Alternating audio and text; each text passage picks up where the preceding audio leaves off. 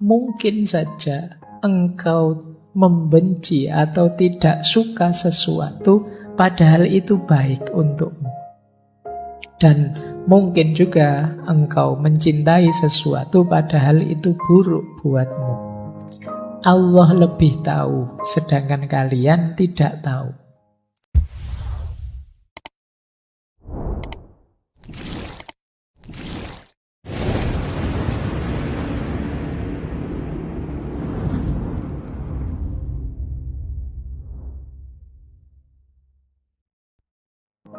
Assalamualaikum warahmatullahi wabarakatuh. Bismillahirrahmanirrahim. Banyak yang tanya ke saya, caranya biar hati tenang itu apa sih, Pak? Dalam penderitaan. Segalau apapun dirimu, coba kamu rujuk ayat-ayat ini. Mungkin kamu bisa lebih tenang. Yang pertama surat Al-Insyirah. Ayat 5 sampai ayat 6. Yang bunyinya adalah fa inna ma'al usri yusra, inna ma'al usri yusra. Maka sesungguhnya bersama kesulitan itu ada kemudahan. Sesungguhnya bersama kesulitan ada kemudahan. Sesulit apapun hidupmu, sepahit apapun pengalamanmu, tidak usah khawatir. Pasti ada kemudahan. Bahkan ada penafsir, ada mufasir yang mengartikan setiap ada satu kesulitan, Allah akan memberikan dua kemudahan. Ini kan diulang dua kali. Fa inna ma'al usri yusra, inna ma'al usri yusra. Jadi yang pertama, kamu ingat-ingat ini. Allah sendiri yang menjanjikan. Sesungguhnya bersama kesulitan ada kemudahan. Maka jangan putus asa. Pasti ada jalannya. Pasti ada kemudahan. Kemudian yang kedua, boleh dilihat surat Ar-Ra'd ayat 28. Tadi sudah kita singgung sedikit ya. Ala bidzikrillahi tatmainnul qulub.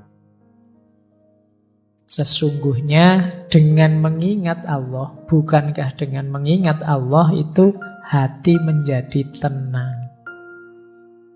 Tadi sudah kita jelaskan level kedekatannya. Jadi kalau ingin tenang, hadirkan Allah. Ingat Allah itu menenangkan. Karena apa sih yang tidak mungkin di hadapan Allah. Terus, yang ketiga, kalau masih ada kebingungan-kebingungan, kekecewaan-kekecewaanmu karena keinginanmu tidak terpenuhi, boleh teman-teman merujuk surat Al-Baqarah ayat 216. Wa asa an takrahu syai'an wa huwa khairul lakum wa asa an tuhibbu syai'an wa huwa syarrul lakum. Wallahu ya'lamu wa antum la ta'lamu. Jadi firman Allah, mungkin saja engkau membenci atau tidak suka sesuatu, padahal itu baik untukmu. Dan mungkin juga engkau mencintai sesuatu, padahal itu buruk buatmu. Allah lebih tahu, sedangkan kalian tidak tahu. Jadi ayat ini mengajarkan kita yang tidak terjadi dari keinginan kita, itu tidak selalu nanti sesuatu yang baik untuk kita. Jadi yang kita sukai bisa jadi itu buruk untuk kita. Allah lebih tahu. Jangan terlalu kecewa, jangan putus asa. Kalau cita-citamu gagal, bukan berarti itu ada kebaikan yang lepas. Bisa saja itu tidak terlalu baik untukmu. Allah menetapkan sesuatu itu ya pertimbangannya kasih sayang cintanya pada kita.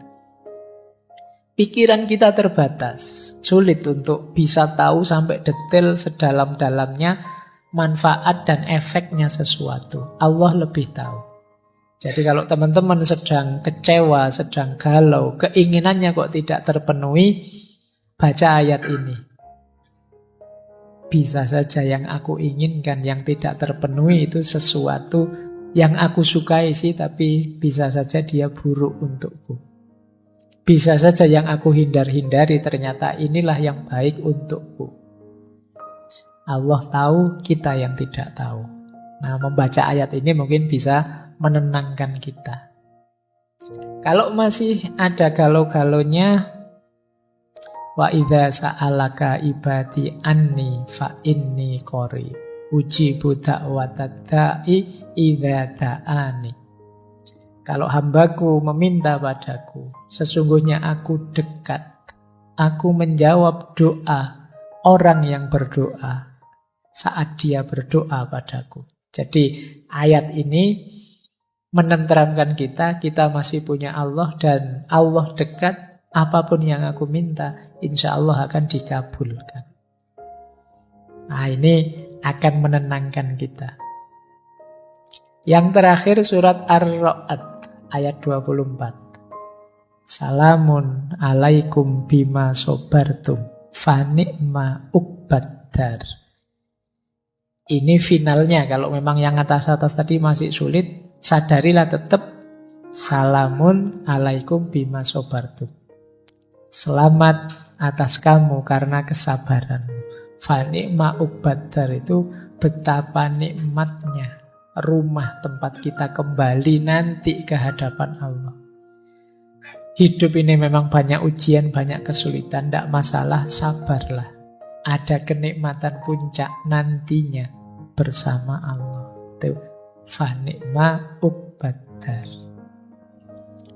Ada yang menarik dari perspektifnya Robi'ah tentang penderitaan.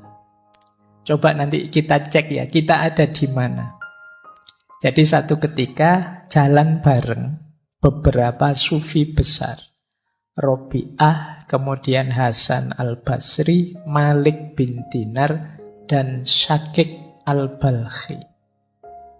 Nah, terus ngobrol-ngobrol tentang ujian dan penderitaan.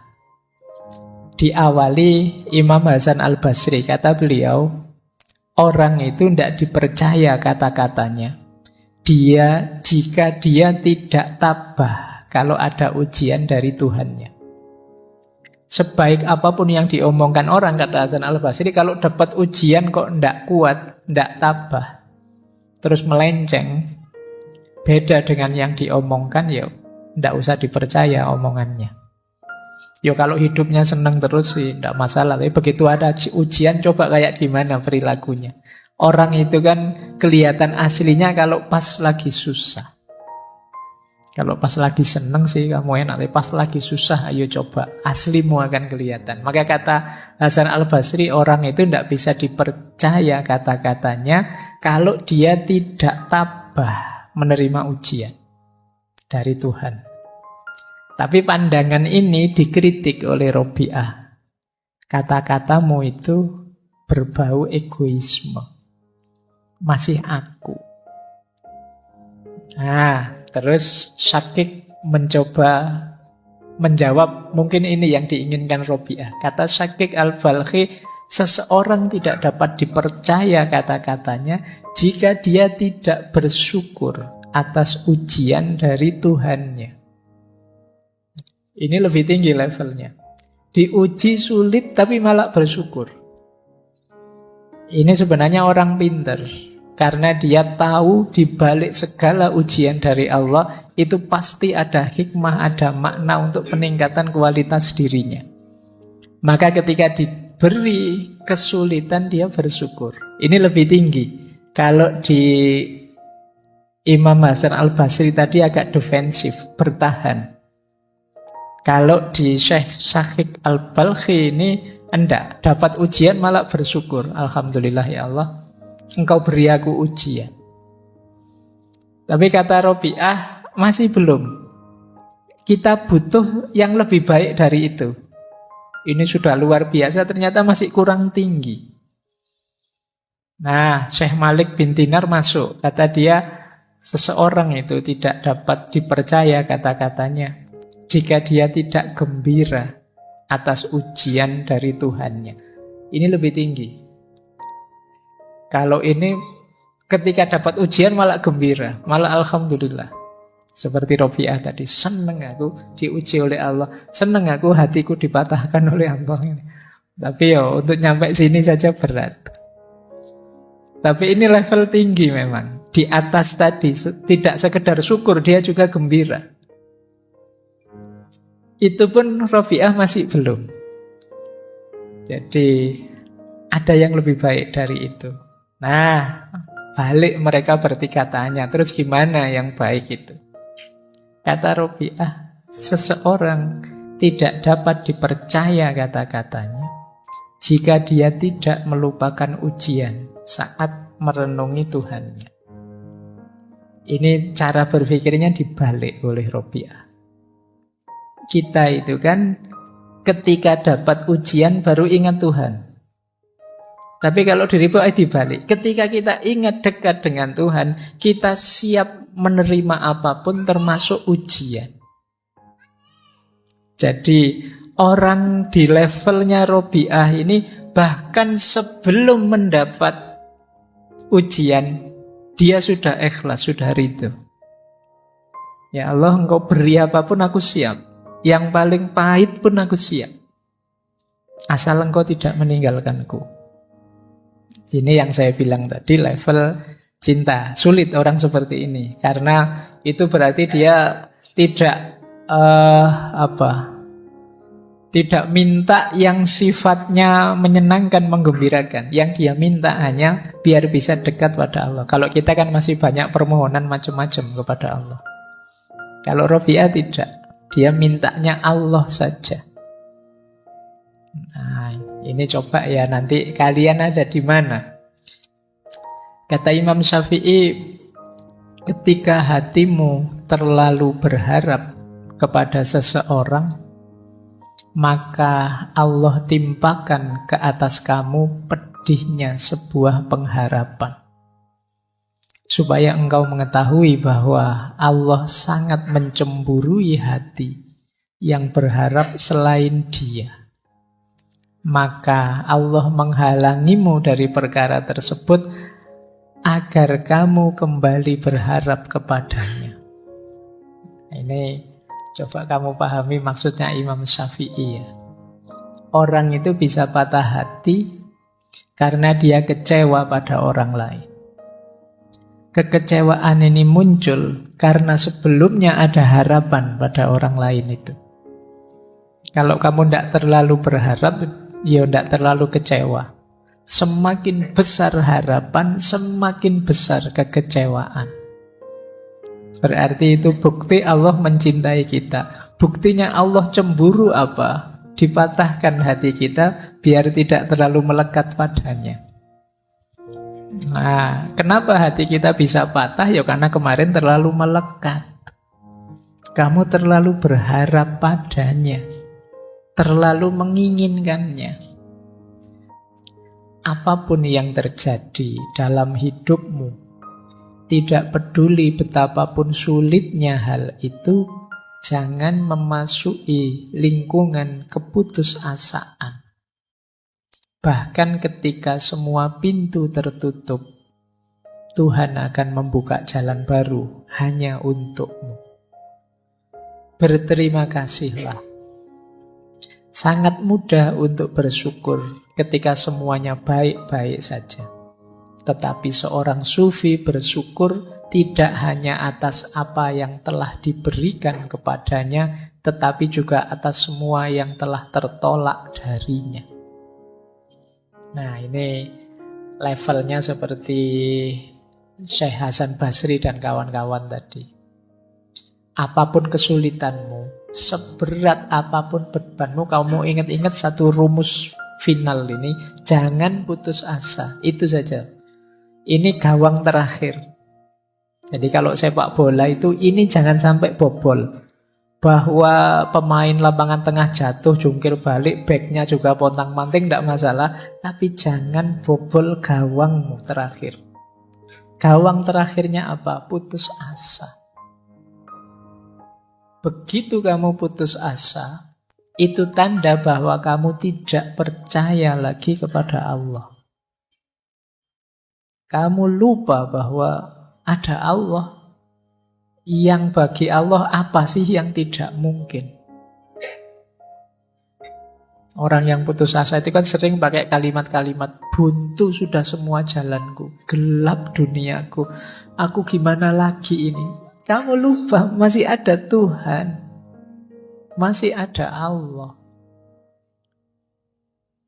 Jadi Syekh Syamsul Tabriz mengingatkan kita, apapun kesulitanmu, apapun bebanmu, jangan biarkan gawangmu yang terakhir ini bobol, yaitu keputusasaan. Makanya putus asa itu kan kalau dalam Al-Quran disebut kekufuran. Karena apa? Karena orang yang putus asa berarti dia melupakan Allah atau tidak percaya dengan kekuasaannya Allah. Kata Syekh Syamsul Tabriz, meskipun semua pintu rasanya tertutup, Allah masih bisa kok.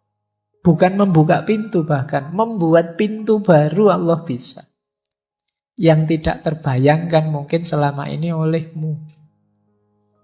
Jadi tidak mungkin Pak lewat ini, lewat itu, lewat ini. Jalan yang saya hitung itu tidak ada yang beres. Itu kan hitunganmu. Jadi bagi Allah apa yang mustahil? Wong dari Masjidil Haram ke Masjidil Aqsa, dari Masjidil Aqsa ke Sidratul Muntaha, ya bisa. Dalam waktu semalam. Meskipun di medsos banyak orang yang mendebat. Masuk akal. Masa namanya mukjizat ya memang tidak masuk akal. Kalau masuk akal ya tidak mukjizat namanya. Jadi memang tidak harus masuk ke akalmu.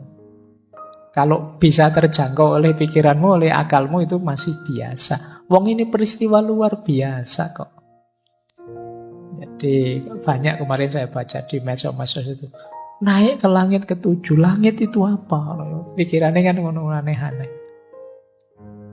Jadi tidak masuk akal saya. Ya memang tujuannya tidak untuk dimasukkan akal. Akalmu tidak nyampe. Jadi ini peristiwa luar biasa. Kalau definisinya khorikul adah, beda dengan adat. Memang tidak cocok dengan hukum alam sunatullah, sains yang kamu pelajari. Itulah mengapa disebut mukjizat. Jadi memang ada mode polanya sendiri yang berbeda dengan pola saintifik yang selama ini kamu pelajari. Baik. Nah, malah sampai Isra Mi'raj ya. Yuk dilanjutkan. Yuk paling tidak itu ilustrasi ya betapa Allah itu maha kuasa. Yang tidak terduga bisa terjadi. Yang menurutmu apa bisa kebalikannya. Kamu meramal apa yang terjadi sebaliknya. Karena Allah maha kuasa. Kesabaran tidak berarti bertahan secara pasif. Kata Syekh Syamsuddin At-Tabrizi, sabar itu berarti berpandangan jauh ke depan untuk mempercayai hasil akhir dari suatu proses. Ini kalau pakai bahasa yang lain, sabar itu sama dengan orang yang optimis. Jadi kalau kita yakin hasilnya akan baik, ya kita mudah untuk sabar. Orang sabar itu justru visioner, dia pandangannya ke depan. Apa yang dimaksud dengan kesabaran? Nah, ini definisinya menarik. Syekh Syamsuddin At-Tabrizi ini. Sabar itu melihat duri dan juga melihat bunga mawarnya. Melihat malam dan juga melihat fajar. Jadi untuk sampai pada mawar ya harus tahu ada duri yang harus dilewati. Ini sabar. Untuk sampai fajar kita harus tahu harus melampaui malam. Ini sabar. Berarti apa? Untuk mencapai kesuksesan, kebahagiaan, ya kita harus siap sulit, siap menderita. Itulah mengapa jangan dikeluhkan penderitaanmu.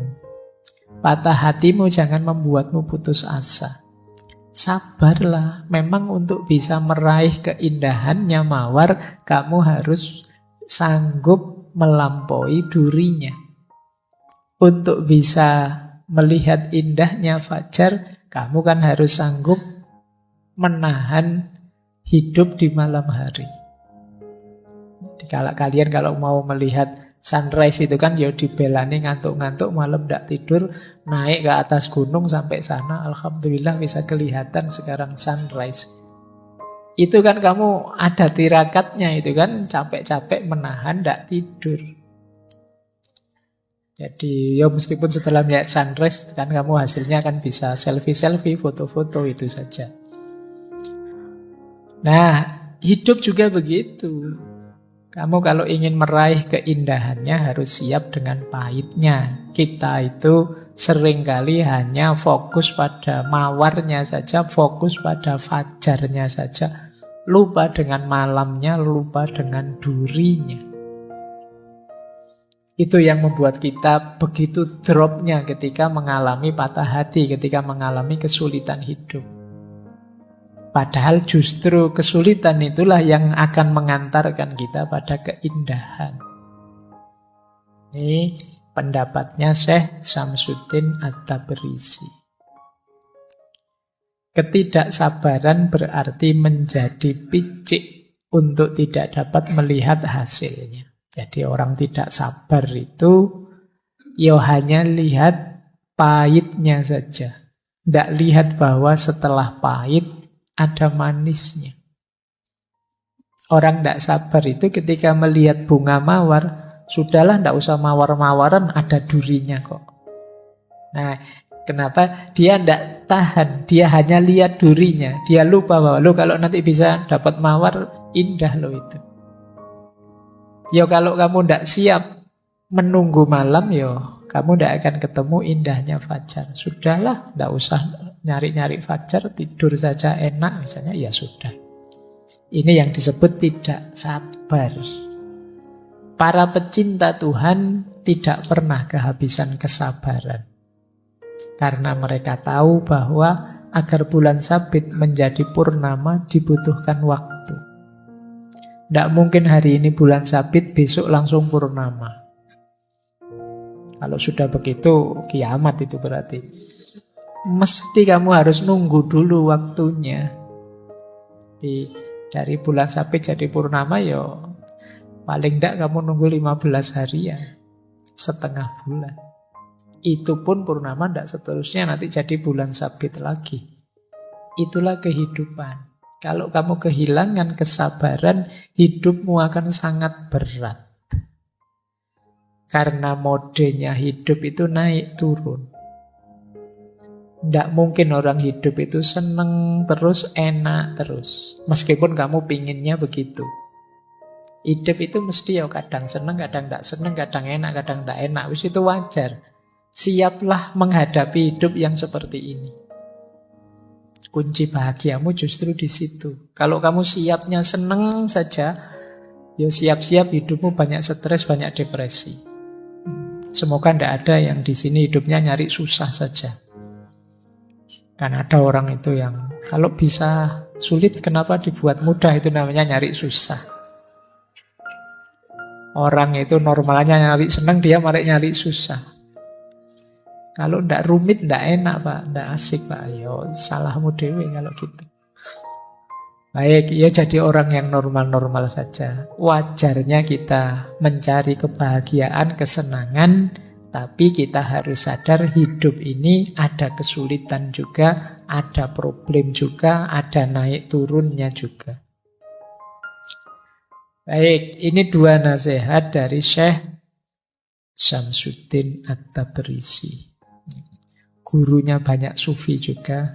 Sosok beliau agak misterius. Dulu pernah kita bahas waktu membahas Mahabbah Ilahiyah kalau tidak salah. Baik, kita lanjutkan. Baik, saya tambah satu lagi.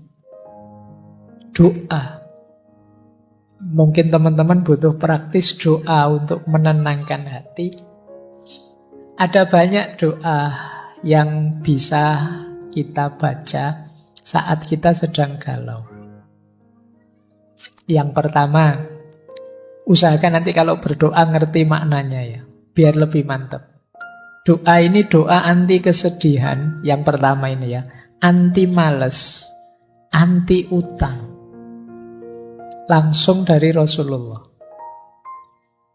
Allahumma inni a'udzubika minal hammi wal khazani wa a'udzubika minal adsi wal kasali wa a'udzubika minal jubni wal bukhli wa a'udzubika min ghalabatid daini wa qahrir rijal. Jadi, ya Allah, aku berlindung padamu dari kegalauan dan kesedihan. Aku berlindung padamu dari rasa lemah dan rasa malas. Aku berlindung padamu dari sifat pengecut dan sifat bakhil. Dan aku berlindung padamu dari dikalahkan oleh hutang dan ditindas oleh orang. Nah, boleh teman-teman berdoa dengan kalimat ini. Atau yang kedua, ini doa minta tenang. Allahumma inni as'aluka nafsan bika mutmainnatan tu'minu biliqa'ika wa tardo biqada'ika wa taqna'u bi'ata'ika. Ya Allah, sesungguhnya aku meminta padamu jiwa yang tenang bersamamu, yang percaya pada pertemuan denganmu, yang ridho pada keputusan-keputusanmu, dan rela merasa cukup dengan apapun pemberianmu. Ini kalau doa ini dikabulkan, insya Allah hidup kita tenang. Yang ketiga ini juga menarik. Kalau patah hati ditinggal pacar, Allahumma ajirni fi musibati wakhluf li khairon minha. Ya Allah, selamatkanlah aku dalam musibahku dan gantilah untukku yang lebih baik darinya. Nah, ya sapa ngerti setelah berdoa ini terus diganti yang lebih hebat dari sebelumnya. Doa yang keempat ini juga menarik. Kuatirnya ketika kita sedang sedih melakukan hal-hal yang tidak seharusnya. Perbanyak membaca ya muqallibal qulub sabbit qalbi ala dinik. Kalau masih terasa sangat berat penderitaanmu, patah hatimu, Rasulullah itu sering menggunakan doa ini. Ya Hayyu ya Qayyum bi rahmatika astaghiitsu.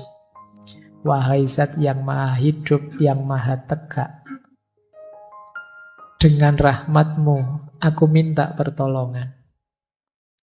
Atau masih sangat berat, kok gelap rasanya di kiri kanan, tidak tahu mau apa, mau kemana, boleh pakai doanya Nabi Yunus. Nabi Yunus itu kan mendapat ujian maha berat sampai ditelan oleh di laut. Nah, ini doa yang beliau baca. Jadi kalau teman-teman hidupnya stuck sama sekali, gelap sama sekali, tidak tahu mau kemana, boleh mengamalkan doa ini. La ilaha illa anta subhanaka inni kuntu minadz dzalimin. Baik, malam hari ini pengajian beneran. Jadi tidak hanya filsafatan ya. Ya memang sengaja harus begini karena banyak juga teman-teman yang sedang stres, depresi memerlukan jalan keluar yang lebih praktis, tidak sekedar filosofis. Baik, yang saya sampaikan mungkin sedikit-sedikit bisa meringankan, membantu teman-teman menghadapi segala kesulitan dalam hidupnya. Ini dari Al-Quran. Boleh teman-teman mengambil, ini masyhur sekali, penenang hati, obat hati. Ini sebenarnya nasihatnya Syekh Ibrahim Al-Khawas. Bisa dicek di kitab Risalah Al-Qusairiyah. Kalau di Indonesia sudah jadi lagu terkenal sekali. Dawaul Qalbi khamsatu asya'a. Obatnya hati itu ada 5 hal. Qiraatul Qur'an bitadabbur. Membaca Al-Quran sambil tadabbur, merenungi maknanya. Wa khola'ul batni. Dan perut yang kosong. Puasalah. Wa qiyamul laili. Dan sholat malam. Wa tadurru indas sahar. Jadi merenung, tafakur, zikir pada Allah di waktu sahur, sepertiga malam yang terakhir. Yang kelima, wa mujalasatus sholihi. Dan duduk bareng orang-orang yang soleh. Itu menenteramkan hati. Kita zikir tengah malam, kita zikir sepertiga malam, menenteramkan hati. Kita sholat malam, menenteramkan hati. Kita puasa, menenteramkan hati. Membaca Al-Quran sambil tadabbur, menenteramkan hati. Kalau kita kebingungan, apa yang harus saya lakukan? Pikiranku buntu. Sedang stres-stresnya, frustasi-frustasinya. Pilih satu di antara 5 atau lakukan 5-5-nya. Paling enggak kalau kita puasa, kita enggak mikir kegalauan kita lagi, mikir laparnya. Oh, itu kan kita, aduh kapan buka puasa ya, oke kamu enggak mikir yang-yangan lagi, terus mikir poso. Makanya kata Rasulullah itu anak-anak muda yang sudah ingin nikah tapi enggak kuat nikah, puasa saja. Puasa bisa jadi benteng. Baik, ini enggak saya jelaskan ya. Dulu ini saya ingat pernah saya jelaskan waktu sesinya Sunan Bonang.